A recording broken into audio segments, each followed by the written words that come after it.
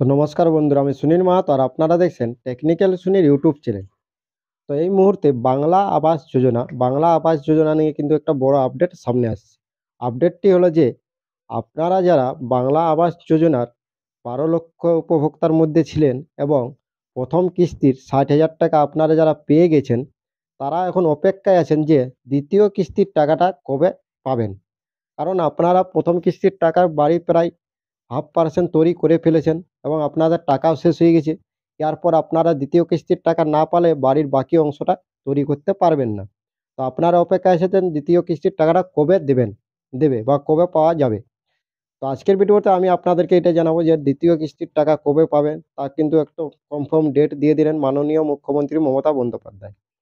এর সাথে সাথে পিডাব্লিউএল মানে পারমিটেড ওয়েটিং লিস্ট, মানে ওয়েটিং লিস্ট যাকে বলে, এই ওয়েটিং লিস্টে যে ১৬ লক্ষ নাম আছে উপভোক্তার, তারা বারবার প্রশ্ন করছেন যে তারা টাকা পাবে কিনা, কবে পাবে। এই বিষয়ে তাদের একটা সন্দেহ ছিল। তো দেখুন, এখন একটা কনফার্ম হয়ে গেছে যে আপনারা যারা পিডাব্লিউ লিস্টের নাম আছে তারা প্রত্যেকেই টাকা পাবে, এটা কনফার্ম, কোনো রকম আর প্রবলেম নাই।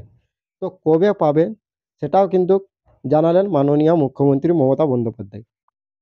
তো তিনি কি বললেন, বাংলা আবাস যোজনা নিয়ে কি আপডেট দিলেন, সেটা আগে আপনারা তার মুখ থেকে শুনুন। তারপরে আমি আপনাদেরকে পুরোটা বিষয়টা জানাচ্ছি যে বাংলা আবাস যোজনায় দ্বিতীয় কিস্তির টাকা কবে দেওয়া হবে এবং পিডাব্লিউএল লিস্টে যাদের নাম আছে তারা বাই তারাই বা টাকাটা কবে পাবে, প্রথম কিস্তির টাকা তারা কবে পাবে।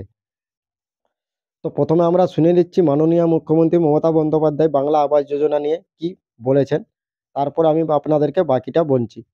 তবে তার আগে ছোট্ট একটা রিকোয়েস্ট, যদি ভিডিও ভালো লাগে তো ভিডিওটাকে অবশ্যই একটা লাইক করবেন, চ্যানেলে প্রথম হয়ে থাকলে সাবস্ক্রাইব করবেন এবং এই ধরনের ভিডিও ছোট্ট ছোট্ট আপডেট পাওয়ার জন্য বেল আইকন ক্লিক করে রাখবেন। তখন আমরা সরাসরি শুনবো সাংবাদিক সম্মেলনে মাননীয় মুখ্যমন্ত্রী মমতা বন্দ্যোপাধ্যায় বাংলা আবাস যোজনা নিয়ে কি বললেন। আগে আপনারা এটা শুনুন।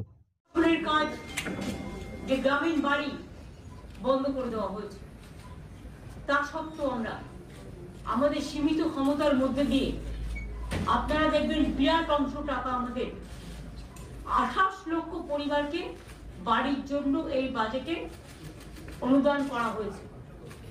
12 লক্ষ মানুষকে আমরা অলরেডি ওদের 14,500 কোটি টাকার মতো লাগবে, সম্ভবত 1400। আমরা অলরেডি হাফ দিয়ে দিয়েছি ডিসেম্বরে, আর হাফ 14,000 সামথিং আমরা হাফ দিয়ে দিয়েছি এবং বাদ বাকিটা পাবে ওরা জুন মাসে, 6 মাসের মধ্যে। আর দ্বিতীয় যেটা 16 লক্ষ আজকে আবার নেওয়া হলো নতুন করে, যেটা আমরা 28 লক্ষ সার্ভে করেছিলাম, ফিল্ড সার্ভে, সেই 16 লক্ষ মানুষ যারা লিস্টে আছেন এখনো পাননি, তারা ডিসেম্বরের মধ্যে প্রথম কিস্তি পেয়ে যাবেন অর্ধেক, এবং সেকেন্ড কিস্তি তাদের বাড়ি কমপ্লিট হবার আগেই আমরা দিয়ে দেবো। অর্থাৎ আমি মার্চেও দিতে পারি, এপ্রিলেও দিতে পারি, জুন পর্যন্ত আমার টাইম আছে, 6 মাস টাইম আছে। তার মানে মোট 28 লক্ষ। এরপরেও যদি কারো এই লিস্টে থেকে না থাকে, সে চায়, সেক্ষেত্রেও আমরা ফেস বাই ফেস করব।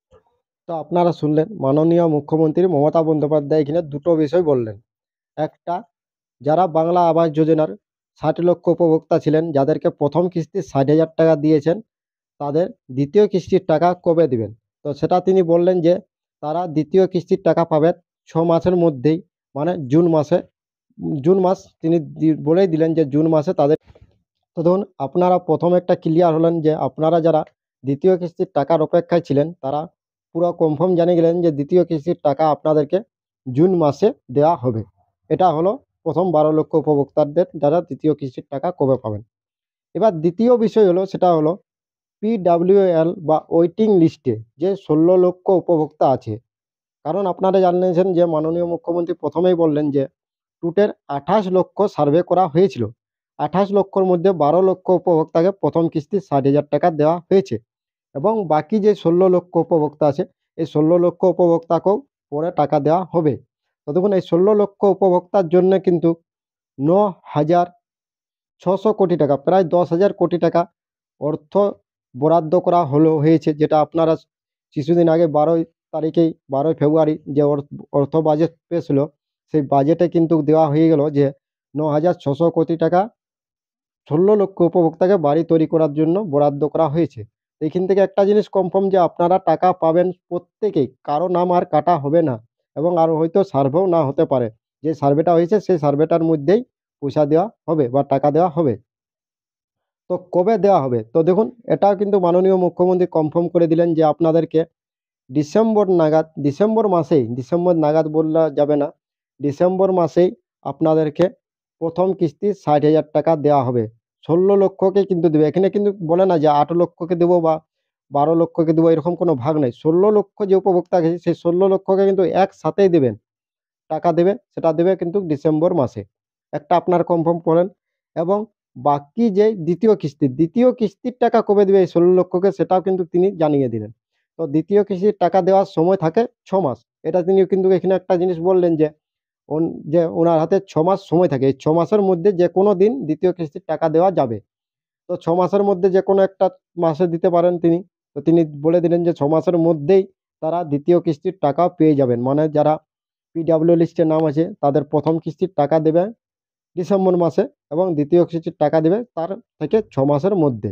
এটা তিনি কনফার্ম করে দিলেন।